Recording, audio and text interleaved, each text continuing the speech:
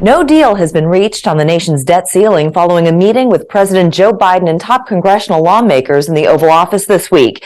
Satluj TV learns more about the impasse as the country edges closer to defaulting on its debt.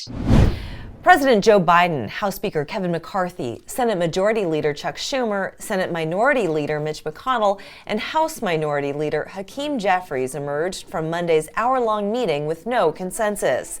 As the clock ticks down to a June 1st deadline, neither side made any concessions. Biden and congressional Democrats want a clean debt ceiling increase, while McCarthy and other Republicans are demanding things like reduced government spending. What's really troubling about the Speaker's position is it's a partisan bill, and he says take it or leave it, or we could default. By not taking default off the table, Speaker McCarthy is greatly endangering America and making it much harder to make progress on budget negotiations.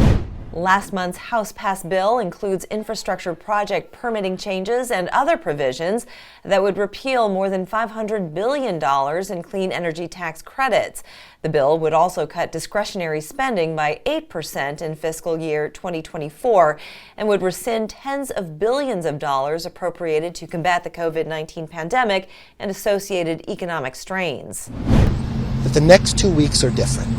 I'm hoping this president understands, as the leader of this nation, that you can't sit back and hold the country hostage. You can't be so extreme in your views that you're not going to negotiate. The question remains whether President Biden will still go on a trip planned for later this month if a solution is not reached. Somehow we got down to the wire and we still hadn't resolved this, and the due date was in a matter of when I was supposed to be away. I would not go. I would stay till this gets finished. But the president says he wouldn't rule out a short-term debt limit patch to buy more time for talks on a longer-term solution. He could invoke the 14th Amendment or another option, minting $1 trillion platinum coin and depositing it at the Federal Reserve to free up cash to meet federal obligations. Biden and congressional leaders plan to meet again Friday. Staff from both sides of the aisle are preparing to meet as soon as this evening to discuss how to bridge the partisan divide over Republican spending curbs and Democratic leaders wanting status quo. For Satluj TV, I'm Layla Gulen.